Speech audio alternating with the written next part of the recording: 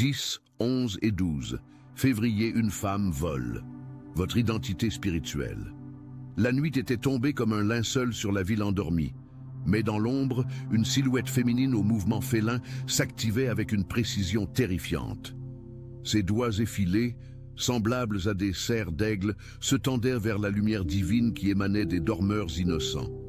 Chaque geste était calculé depuis des lunes, chaque opportunité guettée avec la patience d'une prédatrice affamée. L'air même semblait se figer lorsque ses mains s'approchaient des corps endormis, comme si la création entière retenait son souffle devant ce sacrilège.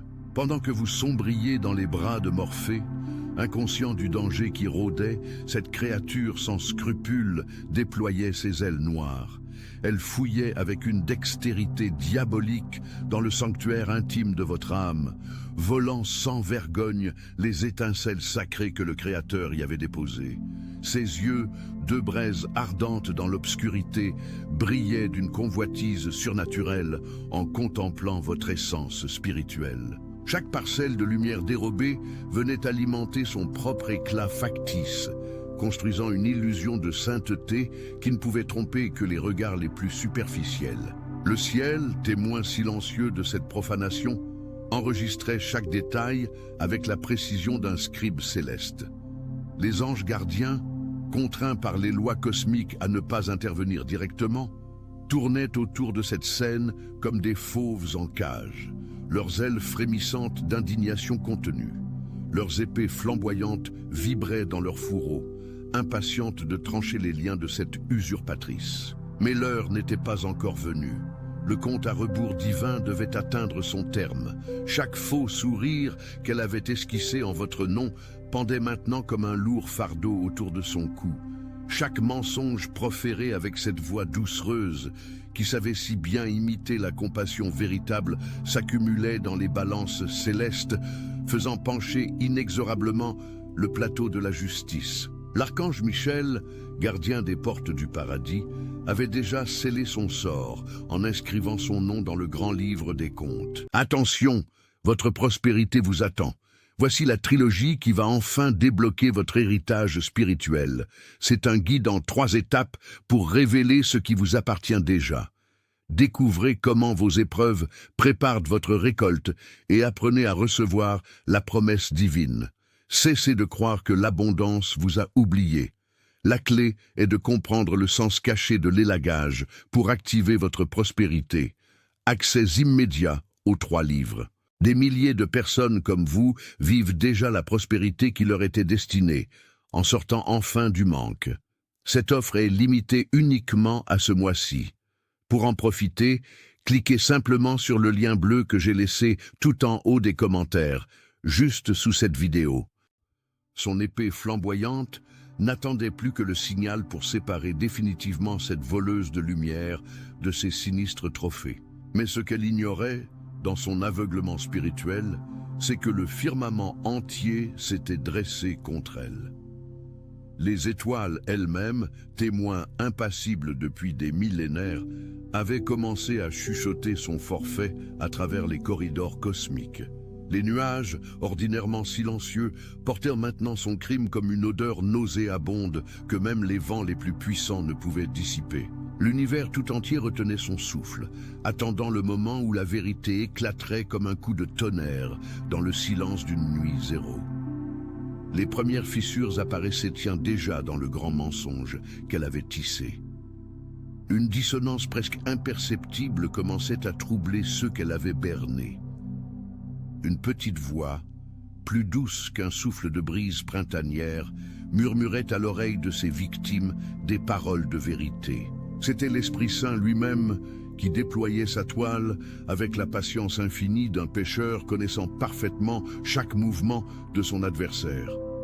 Les grâces volées, ces perles sacrées qui constituaient votre héritage divin, commençaient à émettre une lueur d'avertissement.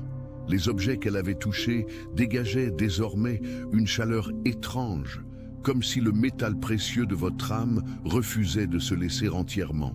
Et puis il y avait ces rêves, ces maudits rêves qui revenaient chaque nuit, plus vifs, plus insistants. Des rêves dans lesquels vous marchiez sur un chemin bordé de fleurs, mais où chaque pétale portait un message codé. Vos nuits devenaient un champ de bataille où votre subconscient luttait pour vous alerter. Les anges gardiens, impuissants, observaient cette lutte nocturne avec un mélange de compassion et de rage contenue.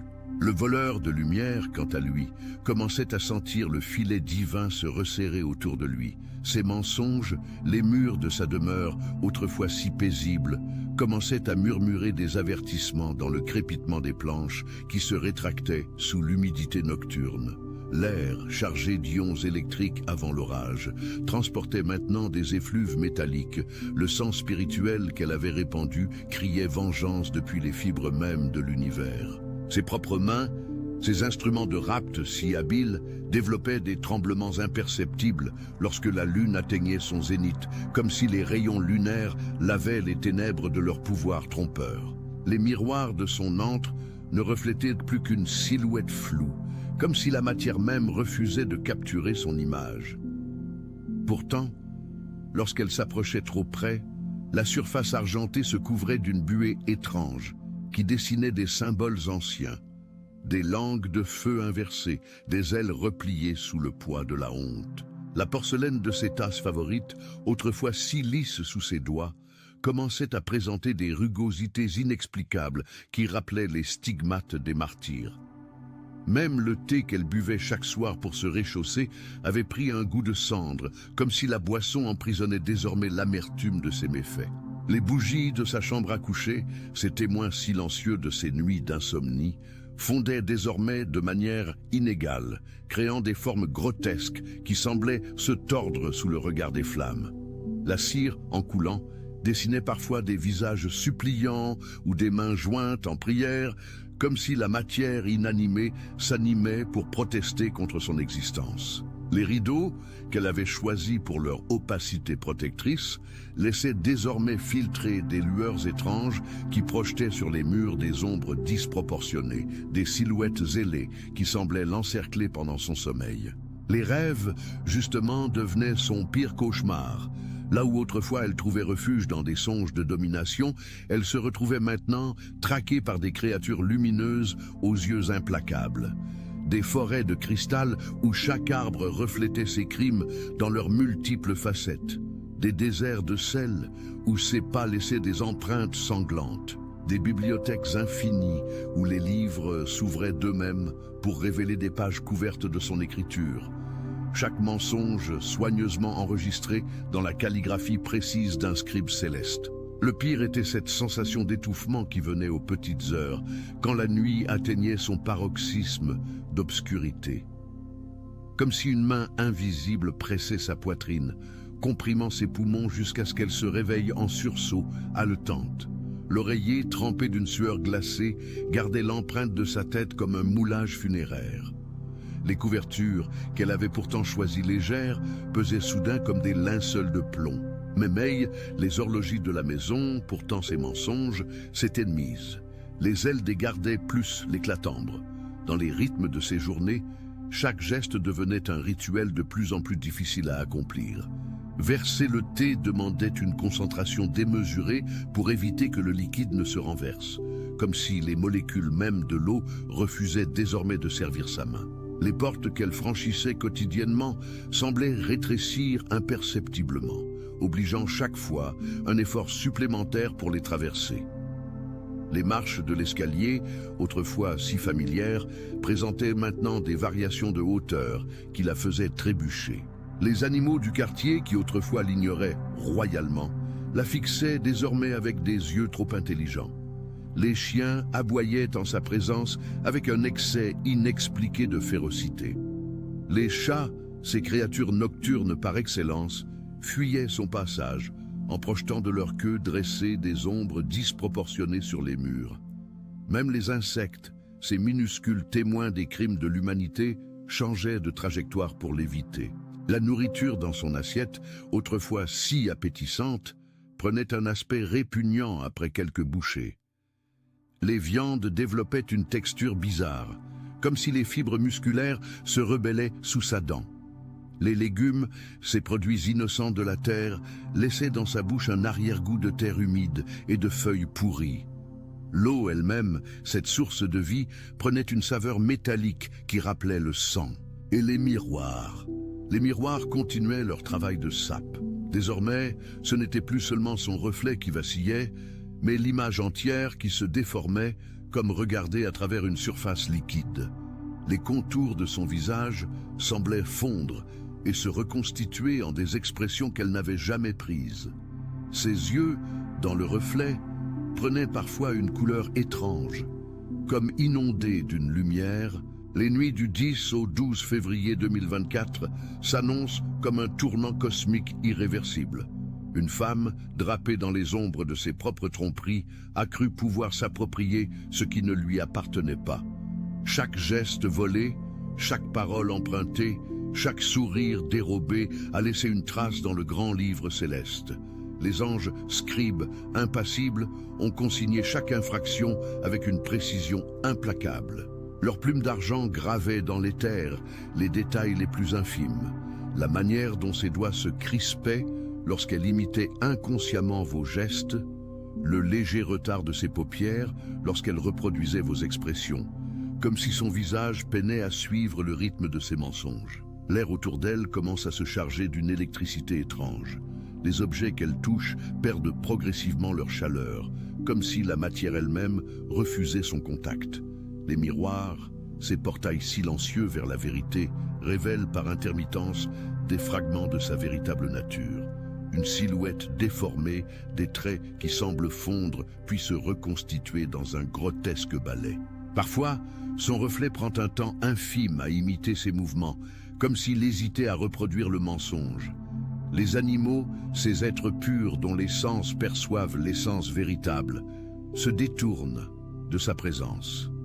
Les oiseaux interrompent leur chant à son approche, les chiens reculent en grognant sans raison apparente, les chats fixent un point derrière elle que personne d'autre ne peut voir. Dans son quotidien, des anomalies imperceptibles aux profanes s'accumulent. La nourriture qu'elle porte à sa bouche perd soudain toute saveur, se transformant en une pâte insipide et crayeuse. L'eau qu'elle boit prend un goût métallique, comme si des particules de rouille s'y étaient dissoutes. Ses nuits sont hantées par des rêves récurrents où elle se noie dans des eaux sombres, entourée de visages flous qui murmurent des phrases incomplètes dans des langues oubliées. Au réveil, elle retrouve parfois entre ses doigts des brins d'une substance inconnue, semblables à des fils de lumière solidifiés qui se désintègrent au contact de l'air. Les plantes qu'elle touche fanent prématurément, leurs feuilles se recroquevillant comme pour fuir ses doigts. Les horloges dans son voisinage immédiat retardent inexplicablement, comme si le temps lui-même ralentissait pour mieux documenter ses actes. Les miroirs de sa maison se couvrent d'une fine buée même par temps clair, et lorsqu'elle passe trop lentement devant elle, les murs semblent émettre un léger bourdonnement, comme chargés d'une électricité statique invisible. Ses vêtements, même neufs, prennent rapidement un aspect usé, comme si des années de port s'y étaient accumulées en quelques heures. Les 3 jours fatidiques approchent, et chaque heure creuse davantage le fossé entre son apparence et sa réalité. Les signes se multiplient, des objets disparaissent pour réapparaître dans des endroits improbables. Son ombre parfois adopte une posture indépendante. Les appareils électroniques dysfonctionnent en sa présence, sans raison technique apparente. L'espace autour d'elle semble se distordre subtilement, créant des zones où l'air vibre comme au-dessus d'un feu d'été. Dans les lieux publics, les inconnus la regardent avec une méfiance instinctive, comme si leur subconscient reconnaissait ce que leurs yeux ne pouvaient encore. La justice divine s'apprête à présent à frapper, et chaque détail compte désormais. La femme qui a cru pouvoir voler impunément sera confrontée à la vérité inéluctable. Son masque de tromperie se fissure irrémédiablement, révélant l'étendue de ses usurpations. Les nuits du 10 au 12 février 2024 s'épaississent comme un sirop sombre, saturé de présages. Chaque respiration que la femme usurpatrice prend semble aspirer non pas de l'air, mais une substance visqueuse et résistante. Ses poumons se contractent légèrement, comme si l'atmosphère elle-même refusait désormais de soutenir son existence. Les étoiles, ses témoins impassibles, clignotent plus intensément au-dessus de son chemin, traçant dans le ciel nocturne des constellations qui n'appartiennent à aucun atlas connu. Leur lumière froide dessine des motifs accusateurs qui ne sont visibles que pour elle. Ses pas résonnent étrangement, comme si le sol se transformait en un matériau différent sous ses pieds, une surface légèrement caoutchouteuse qui absorbe partiellement le son tout en amplifiant d'infimes vibrations.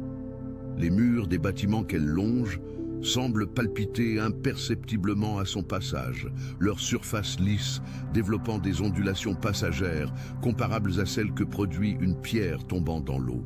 Les enseignes lumineuses des magasins vacillent inexplicablement lorsqu'elles passent devant, leurs néons clignotant selon des séquences qui ressemblent à des messages codés. L'eau de son bain prend une teinte légèrement laiteuse, comme si des milliers de filaments invisibles s'y dissolvaient. La mousse ne forme plus de bulles rondes, mais des amas anguleux aux arêtes tranchantes. Le savon glisse entre ses doigts avec une fluidité suspecte, comme s'il cherchait à fuir son épiderme. Lorsqu'elle se regarde dans le miroir embué, son reflet met quelques secondes de trop à apparaître, et ses yeux, dans la surface réfléchissante, semblent appartenir à quelqu'un d'autre, quelqu'un qui l'observe avec une intensité dérangeante. Les aliments dans son réfrigérateur pourrissent selon des schémas inexplicables. Les légumes se décomposent en suivant des spirales parfaites, leur pourriture dessinant des motifs géométriques complexes. La viande développe des veines bleutées qui pulsent faiblement même après cuisson. Le lait tourne instantanément lorsqu'il entre en contact avec ses lèvres, prenant une consistance filandreuse et une odeur métallique qui rappelle le sang séché. La nuit, son appartement devient le théâtre de phénomènes troublants. Les meubles gémissent comme des êtres vivants lorsqu'elle s'y appuie. Les prises électriques émettent de faibles bourdonnements en gamme mineure, créant une musique discordante qui semble provenir des murs eux-mêmes. Son lit, autrefois moelleux, se creuse progressivement comme si d'invisibles occupants y avaient dormi avant elle, laissant leurs empreintes dans la matière. Les passants qu'elle croise dans la rue détournent systématiquement leur regard après un bref contact visuel. Certains portent la main à leur cou, comme pour se protéger d'un coup invisible. Les enfants cessent de jouer lorsqu'elle approche, leur rire se transformant en chuchotements inquiets. Même les insectes modifiaient leur trajectoire pour l'éviter, les mouches décrivant des arcs brusques dans l'air pour contourner son espace personnel. Ses propres vêtements semblent se souvenir des gestes qu'elle a faits en les portant. Les plis persistent selon des angles impossibles, comme si le tissu conservait la mémoire de chaque mouvement mensonger. Les couleurs s'estompent de manière inégale, créant des motifs qui ressemblent à des cartes topographiques de territoires inconnus. Les boutons se détachent sans raison, tombent à terre avec un léger son de cloche. Les fenêtres de son domicile se couvrent systématiquement de buée, même par temps sec, et cette condensation forme parfois des mots dans des langues archaïques qui soudainement s'échouent. Les fenêtres de son domicile se couvrent systématiquement de manière symphonique. Les fenêtres de temps. Les fenêtres de son domicile se couvrent systématiquement de buée, même par temps sec, et cette condensation forme parfois des mots dans des langues archaïques qui s'effacent avant qu'elle puisse les déchiffrer. Les poignées de porte deviennent brûlantes ou glacées sans raison apparente, comme si elles réagissaient à son niveau de culpabilité. Les serrures résistent puis cèdent brusquement, comme manipulées par des mains invisibles. Son téléphone affiche des messages qu'elle n'a pas envoyés, écrits dans une écriture qui ressemble à la sienne, mais avec des tournures qu'elle n'utiliserait jamais. Les applications s'ouvrent toutes seules pour afficher des images floues de lieux qu'elle reconnaît vaguement comme des fragments de rêves oubliés. La batterie se décharge à une vitesse anormale, comme si l'appareil fuyait une énergie vitale. Les livres qu'elle feuillette s'ouvrent toujours à des pages spécifiques, où certains mots semblent soulignés par une main invisible, formant des phrases qui prennent un sens troublant dans son contexte actuel. Les journaux qu'elle achète contiennent systématiquement des articles qui résonnent étrangement avec ses secrets les plus sombres. bien qu'il traite de sujets apparemment anodins. Les nuits du 10 au 12 février approchent inexorablement, et avec elles, la sensation d'un compte à rebours cosmique. L'air devient de plus en plus dense, chargé d'une attente presque palpable.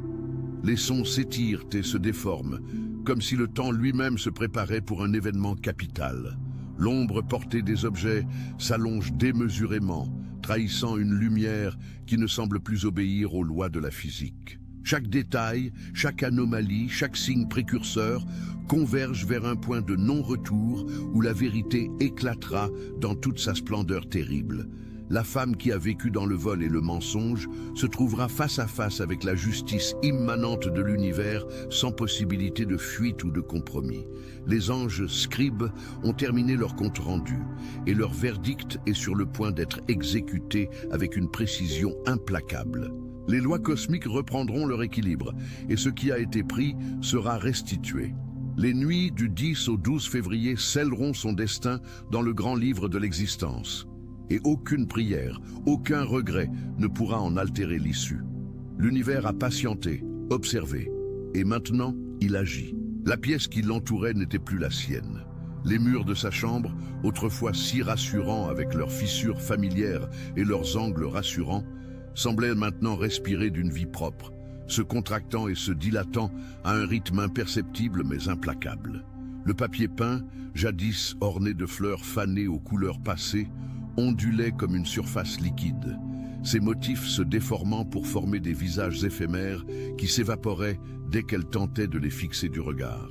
La nuit apportait son lot de murmures étranges, des chuchotements gutturaux qui n'étaient pas tout à fait des mots, des soupirs qui ne venaient d'aucune poitrine humaine mais semblaient émaner des murs eux-mêmes, comme si la maison entière était devenue le souffle d'une entité invisible. L'air était chargé d'une présence obsédante, si dense qu'elle pouvait presque le trancher au couteau, chaque molécule d'oxygène portant le poids d'un secret inavouable, d'une vérité trop lourde à formuler. Dans ces moments de solitude absolue, lorsque même le tic-tac de l'horloge semblait retenir son souffle, elle percevait enfin la terrible vérité. Son corps n'était plus qu'un costume mal ajusté, une enveloppe de chair qui se déchirait lentement sous la pression de ce qu'elle avait osé voler. Ses mains, autrefois si sûres dans leurs gestes, tremblaient désormais en accomplissant les actes les plus simples, verser de l'eau qui finissait en gouttes tremblantes sur la table, tourner une page qui se déchirait sous ses doigts convulsifs, ajuster un vêtement qui semblait toujours trop serré ou trop ample. Chaque mouvement devenait une performance douloureuse, comme si son corps refusait désormais de coopérer avec l'imposture, comme si chaque fibre de son être se rebellait contre le mensonge qu'elle avait tissé. Même sa propre peau semblait étrangère, une frontière poreuse, où le vrai et le faux se mélangeaient en une mixture nauséabonde. Les rêves aussi avaient changé, évoluant d'images fugitives à des visions d'une clarté terrifiante. Elle se voyait marcher dans un désert infini, traînant derrière elle une ombre difforme qui n'était pas la sienne, une silhouette aux contours mouvants qui tantôt la précédait, tantôt la suivait, sans jamais respecter les lois de la perspective. Le sable brûlant sous ses pieds nus changeait constamment de nature. Tantôt cendre froide qui glissait entre ses orteils comme de la soie putréfiée, tantôt verre pilé qui déchirait sa chair sans laisser de traces. Le ciel, d'un bleu métallique implacable, ne connaissait ni nuages bienveillants ni doux crépuscule, seulement une lumière crue qui révélait chaque imperfection, chaque mensonge gravé dans son être. Et toujours, au loin, cette silhouette indistincte qui la précédait sans jamais se retourner, cette ombre portant son vrai visage, celui qu'elle avait abandonné dans sa fuite éperdue vers une identité volée. Parfois, au réveil, elle trouvait sur son oreiller des feuilles sèches qu'elle n'avait pas rapportées, des feuilles aux nervures complexes comme des cartes géographiques de pays inconnus, exhalant une odeur de terre mouillée et d'écorce pourrie. Ou bien c'étaient des traces de terre fine entre ses doigts, une terre rougeâtre et visqueuse qui ne correspondait à aucun sol qu'elle aurait pu fouler en pleine conscience. Les miroirs maintenant, elle les évitait soigneusement, recouvrant leur surface réfléchissante de draps ou de journaux, mais leur absence même devenait une présence obsédante.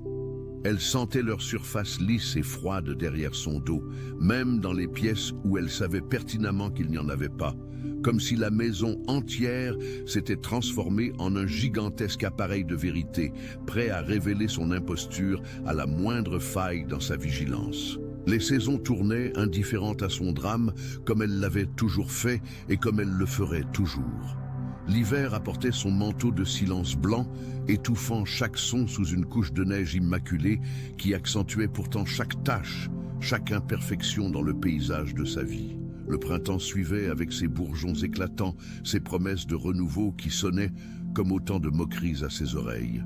L'été apportait sa lumière crue, impitoyable, qui transformait chaque recoin d'ombre en une scène de crime éclairée au néon. Et toujours cette sensation lancinante que quelque chose, quelque part, attendait son heure avec une patience infinie. Quelque chose d'immense et d'immuable qui comptait les battements de son cœur comme on compte les grains de sable d'un sablier géant, chaque pulsation la rapprochant un peu plus du moment où l'équilibre précaire de son mensonge serait rompu. Un matin particulier, différent de tous les autres matins qui l'avaient précédé, elle se réveilla avec le goût du sel sur les lèvres, un sel âcre et ancien qui n'avait rien à voir avec les larmes. Elle avait oublié comment pleurer depuis longtemps. C'était plutôt comme si l'océan lui-même, dans toute son immensité froide et indifférente, avait déposé son essence dans sa bouche pendant la nuit, un baptême involontaire aux eaux amères. Elle se leva, les jambes tremblantes comme des roseaux pris dans la tempête, et ouvrit la fenêtre avec des gestes hésitants. L'air était étrangement immobile, comme retenu par une main invisible, oppressant dans son absence totale de mouvement. Les oiseaux, d'ordinaire si loquaces à cette heure, ne chantaient pas leur gosier étrangement silencieux. Les feuilles des arbres, normalement si promptes à danser au moindre souffle, restaient figées, comme peintes sur le décor d'un théâtre. Le monde entier semblait retenir son souffle, suspendu à un événement qu'elle seule ne parvenait pas à percevoir. C'est alors, dans ce silence absolu, cette absence totale de vie apparente, qu'elle comprit enfin. Le jugement n'était pas à venir dans un futur plus ou moins lointain. Il était déjà là, avait toujours été là, depuis le premier instant où elle avait commis son vol, depuis la première seconde où elle avait osé s'approprier ce qui ne lui appartenait pas. Elle n'avait jamais été seule, pas un seul instant. Chaque battement de cils, chaque souffle haletant, chaque tentative pathétique de se cacher dans les replis de son mensonge avait été enregistré, pesé, mesuré par une justice bien plus ancienne que les lois des hommes. La justice divine n'était pas une sentence à prononcer dans un futur lointain, mais une vérité à révéler, une évidence qui avait toujours existé et qui attendait simplement le moment où ses yeux s'ouvriraient pour l'apercevoir. Et maintenant, enfin, le voile commençait à se déchirer, révélant la trame réelle de son existence. Elle ferma les yeux, sentant pour la première fois depuis des années une étrange paix l'envahir, une sérénité venue des profondeurs, comme si toutes les luttes, toutes les peurs, tous les mensonges n'avaient été que les convulsions d'une agonie prolongée dont elle sortait enfin. C'était fini. Ou peut-être que tout commençait enfin, que sa véritable existence ne faisait que commencer maintenant que le poids du faux semblait se dissiper. Les murs de la maison semblaient s'éloigner, non pas physiquement mais dans leur essence même, comme si l'espace intérieur s'étirait pour accueillir une réalité plus vaste, plus complexe. L'air entre les meubles, entre ses doigts, entre ses pensées mêmes, prenait une densité nouvelle, vibrant d'une énergie qu'elle n'aurait su nommer, mais qu'elle reconnaissait pourtant. Les ombres dansaient lentement sur les murs, formant des motifs qu'elle reconnaissait intimement sans pouvoir les identifier, comme les figures d'une langue oubliée, mais dont l'alphabet serait gravé dans sa chair. L'air était chargé d'un parfum ancien, complexe, celui des livres sacrés laissés ouverts pendant des siècles dans des bibliothèques oubliées, de la cire d'autel coulant lentement sur des chandeliers tordus par le temps, de l'encens brûlé dans des cérémonies dont le sens s'était perdu. Une odeur de sanctuaire abandonné, de rituel interrompu qui attendait simplement son accomplissement final. Et alors, sans avertissement, Sans le moindre signe avant-coureur, la lumière changea. Ce ne fut pas un éclair aveuglant, pas une illumination soudaine comme dans les récits mystiques, mais une transformation subtile, imperceptible et pourtant radicale, comme si tout ce qui existait avait simplement décidé de montrer sa vraie nature, de se débarrasser des apparences trompeuses. Les couleurs devinrent plus profondes, plus riches, comme si un voile grisâtre avait été retiré de ses yeux. Les contours des objets s'affinèrent, révélant des détails qu'elle n'avait jamais remarqués auparavant. Chaque particule de poussière en suspension dans l'air semblait vibrer d'une énergie propre, dessinant dans l'espace des constellations éphémères qui racontaient son histoire, sa véritable histoire. Attention, votre prospérité vous attend. Voici la trilogie qui va enfin débloquer votre héritage spirituel. C'est un guide en 3 étapes pour révéler ce qui vous appartient déjà. Découvrez comment vos épreuves préparent votre récolte et apprenez à recevoir la promesse divine. Cessez de croire que l'abondance vous a oublié. La clé est de comprendre le sens caché de l'élagage pour activer votre prospérité. Accès immédiat aux 3 livres. Des milliers de personnes comme vous vivent déjà la prospérité qui leur était destinée, en sortant enfin du manque. Cette offre est limitée uniquement à ce mois-ci. Pour en profiter, cliquez simplement sur le lien bleu que j'ai laissé tout en haut des commentaires, juste sous cette vidéo.